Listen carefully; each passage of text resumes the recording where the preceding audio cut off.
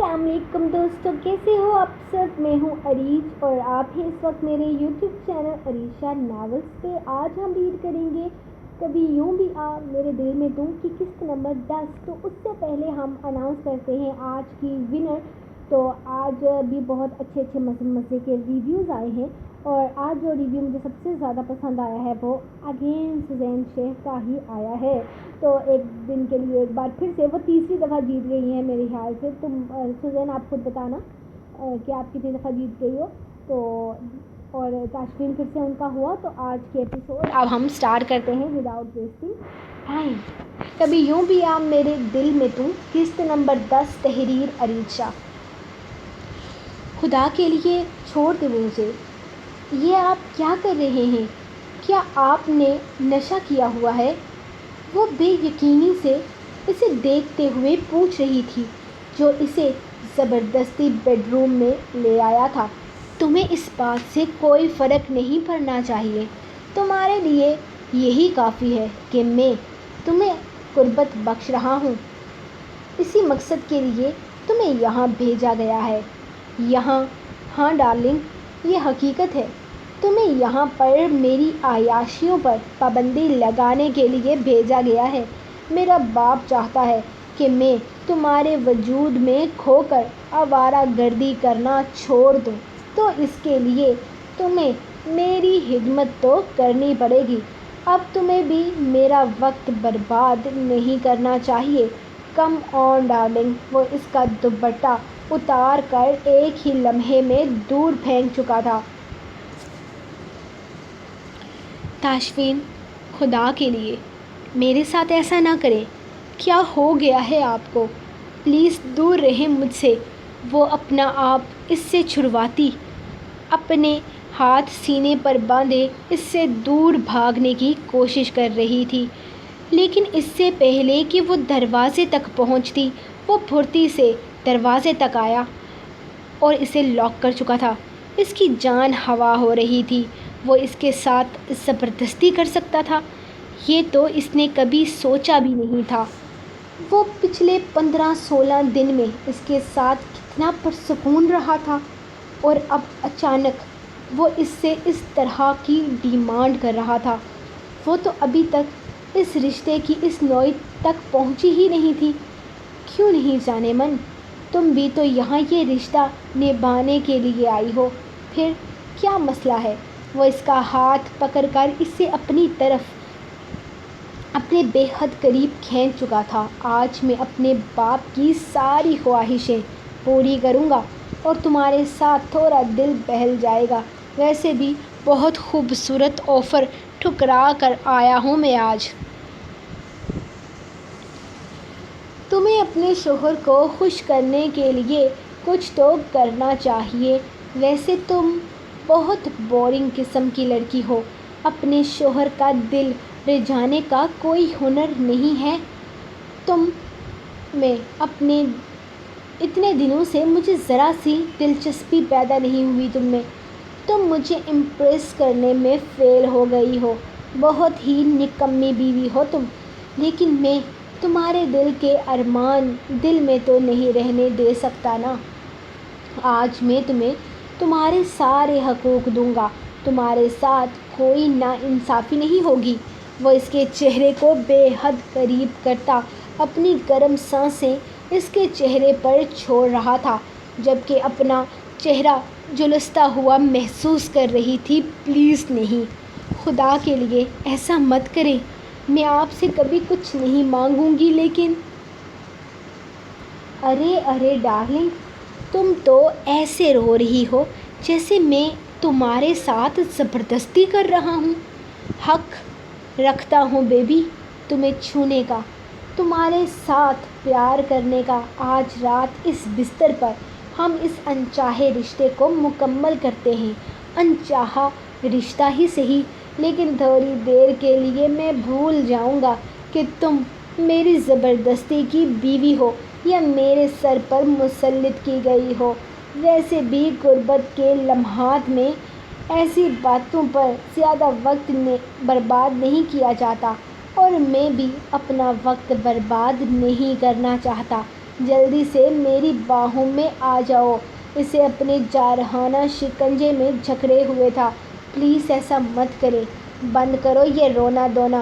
میرے باپ نے تمہیں اسی لیے بھیجا تھا تاکہ میں تمہارے ساتھ تعلق بناؤں، اس رشتے کو 6 ماہ تک نبھاؤں، اور میں تمہیں اگلے 6 ماہ تک جیسے چاہوں ویسے استعمال کر سکتا ہوں۔ میری ہو تم میری۔ وہ کہتے ہوئے اسے بیڈ پر دھکیلتا اچانک اس کے اوپر سایہ سا بنا گیا تھا۔ وہ اپنا آپ بچا نہیں پا رہی تھی جبکہ اپنے کندھے سے سرکتی شرٹ محسوس کر کے وہ بے بسی کی آخری انتہا پر پہنچ گئی۔ اس کی پکڑ اس پر اتنی سخت تھی کہ تناوش ہل تک نہیں پا رہی تھی۔ وہ بلک بلک کر رونے لگی جبکہ اس پر تو شیطان حاوی تھا، وہ نشہ سوار۔ وہ صحیح غلط کی پہچان کھو چکا تھا۔ وہ صرف اپنا غصہ اور وحشت اس کے وجود میں اتار دینا چاہتا تھا جب اچانک اس کا فون بجنے لگا۔ اچانک بجنے والے فون نے اسے اپنی طرف متوجہ کیا جبکہ تناوش موقع دیکھتے ہی وہاں سے اسے دھکا مارتی کمرے سے بھاگ گئی تھی۔ وہ اس کے پیچھے جانا چاہتا تھا لیکن اس کا دھیان اس وقت روز کی کال پر تھا جسے غصے سے کاٹتے ہوئے وہ اپنے کمرے سے باہر نکلا۔ اس کا غصہ کسی طرح ٹھنڈا نہیں ہو رہا تھا۔ دروازہ کھولو لڑکی، میں شوہر ہوں تمہارا، تم مجھے میرے حق لینے سے روک نہیں سکتی۔ یہ رونا دھونا بند کرو، کوئی چھوٹی بچی نہیں ہو، بیوی ہو تم میری، اور میرے باپ نے تمہیں یہاں یہ رشتہ نبھانے کے لیے بھیجا ہے، مجھ سے بھاگنے کے لیے نہیں۔ آج تو میں تمہیں بتا کر رہوں گا کہ شوہر کہتے کسے ہیں۔ وہ غصے سے اس کا دروازہ پیٹ رہا تھا جبکہ وہ دروازے کے ساتھ سہمی سی بیٹھی مسلسل رو رہی تھی۔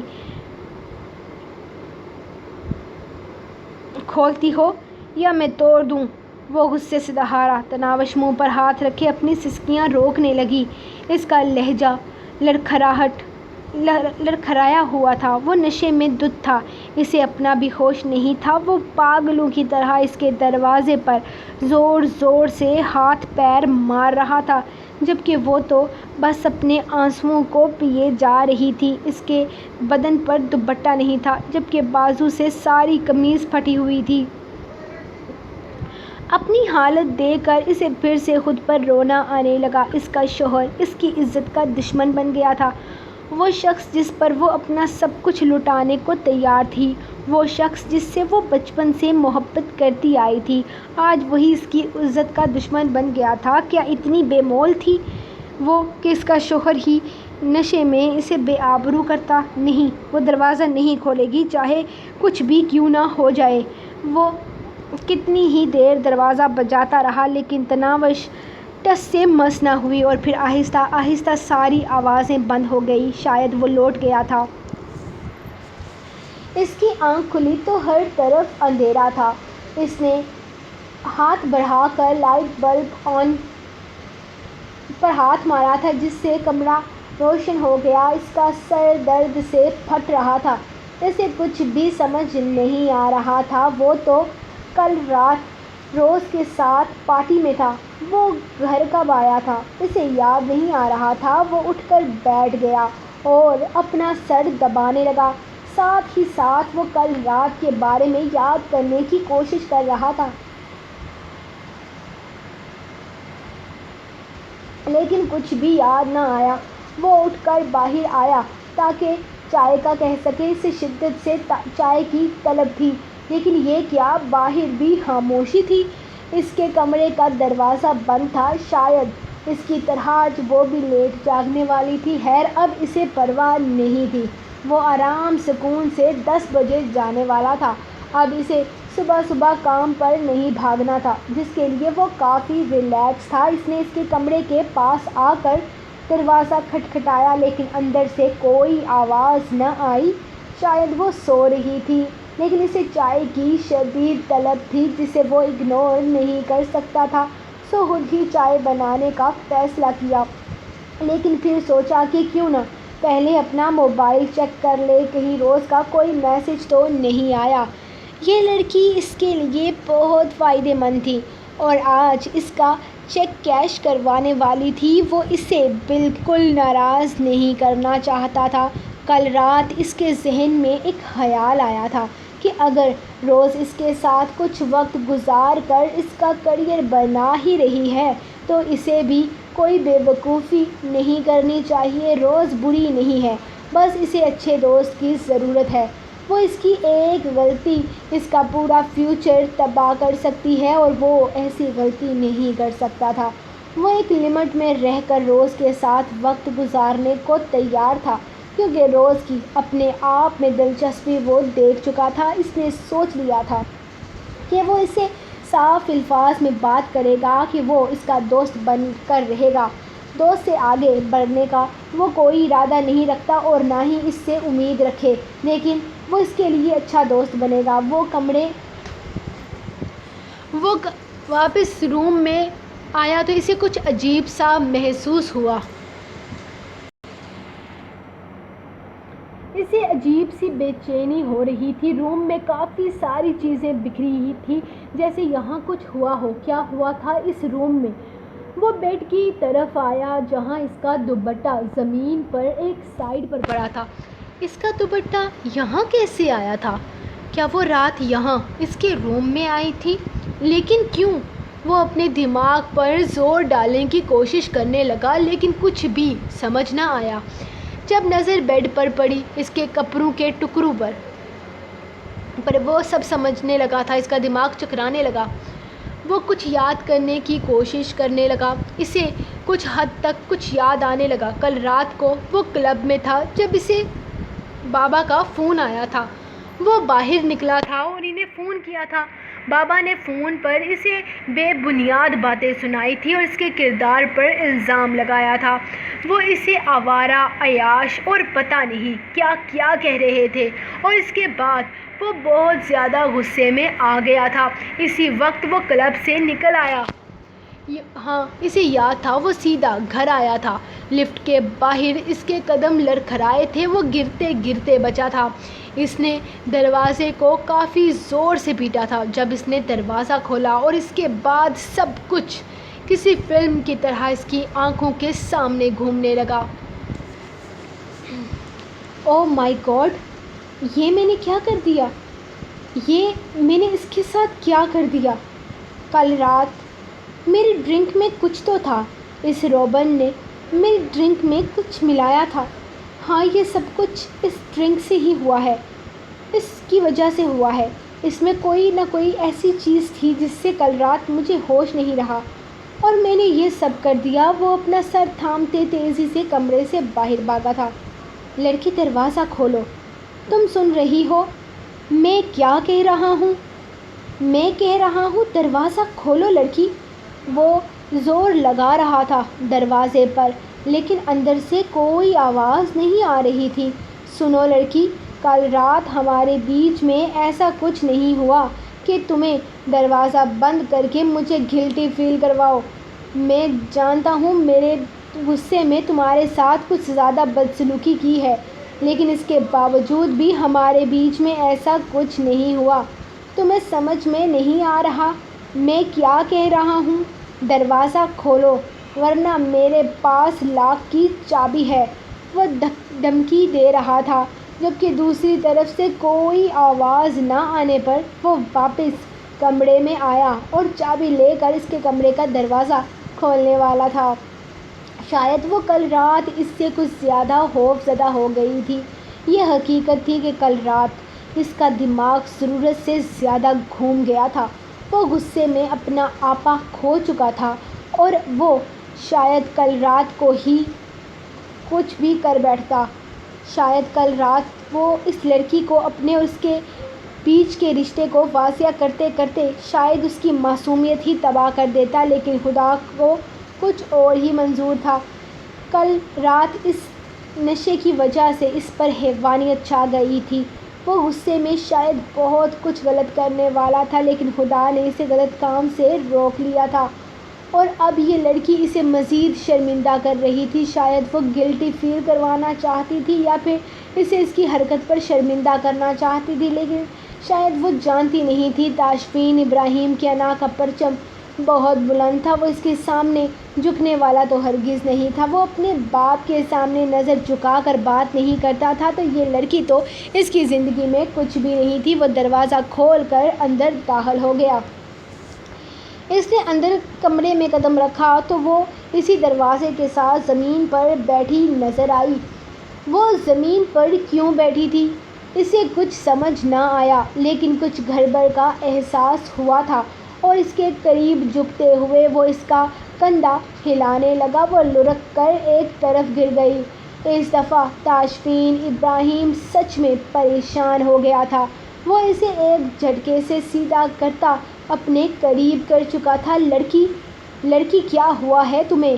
اس کا گال تھپ تھپاتا اسے ہوش میں لانے کی کوشش کر رہا تھا، لیکن وہ بے ہوش ہو چکی تھی۔ اس کا سارا جسم بخار سے تپ رہا تھا۔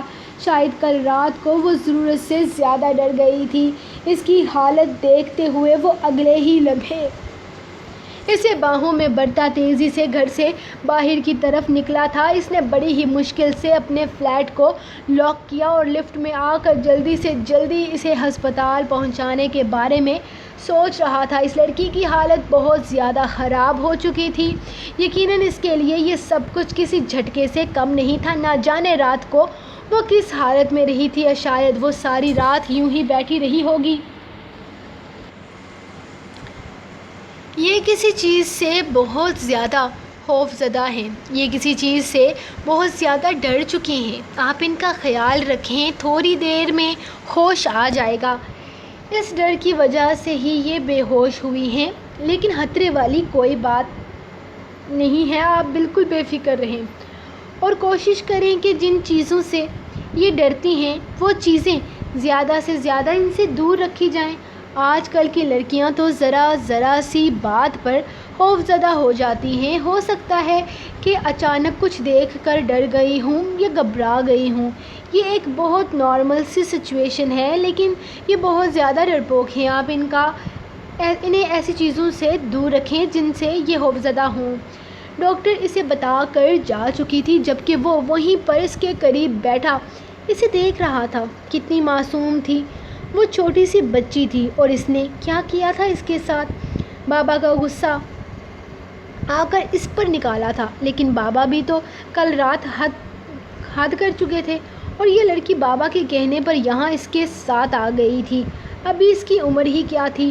اس کے جتنی لڑکیاں تو ہنستی کھیلتی ناچتی گاتی ہیں، اور یہ بیچاری شادی شدہ زندگی نبھانے کے لیے آئی تھی۔ ایک دن بھی اپنے شوہر کی قربت کو برداشت نہ کر سکی۔ اسے اس لڑکی کو واپس بھیج دینا چاہیے تھا۔ وہ بیکار میں باپ بیٹے کی جنگ میں پس رہی تھی۔ یہ اس کے ہنسنے کھیلنے کے دن تھے، اور وہ اسے دیکھ رہا تھا جب وہ آہستہ آہستہ آنکھیں کھولے اپنے آپ کو اس انجان جگہ پر محسوس کر رہی تھی۔ لیکن جیسے ہی نظر اس پر پڑی، وہ خوفزدہ نظروں سے اسے دیکھنے لگی۔ مجھے گھر جا کر گھور لینا، ابھی چلو یہاں سے۔ ویسے بھی ہاسپٹل کا بل بہت بن چکا ہے، اور تمہارے ابا حضور یہ بل ہرگز دینے والے نہیں ہیں، کیونکہ ان کی طرف سے وہ تمہیں یہاں میرے سر پر ڈال چکے ہیں، اور تم مصیبت بن کر مجھ پر نازل ہو گئی ہو۔ اب اٹھو اس بیڈ سے، گھر جل کر تمہیں اس سے بہتر بیڈ میسر ہوگا۔ اور ہاں، ایک اور بات، بابا کو فون کر کے تم کہو گی کہ تم میرے ساتھ نہیں رہ سکتی، اور نہ ہی یہ رشتہ تم میرے ساتھ نبھا سکتی ہو۔ تم کتنی بہادر ہو یہ میں کل رات کو دیکھ چکا ہوں، تو مزید خود کو امتحان میں مت ڈالو۔ تم بابا سے فون پر بات کرو گی اور ان سے کہو گی تم یہاں سے واپس گھر جانا چاہتی ہو۔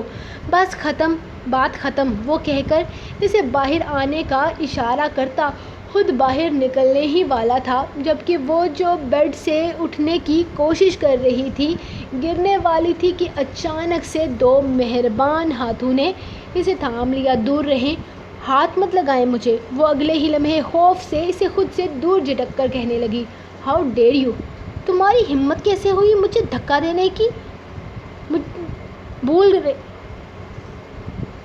مجھے دھکا دے رہی ہو؟ بھول گئی ہو کیا؟ میرے نگاہ میں ہو تم، تمہیں چھونے کا حق رکھتا ہوں۔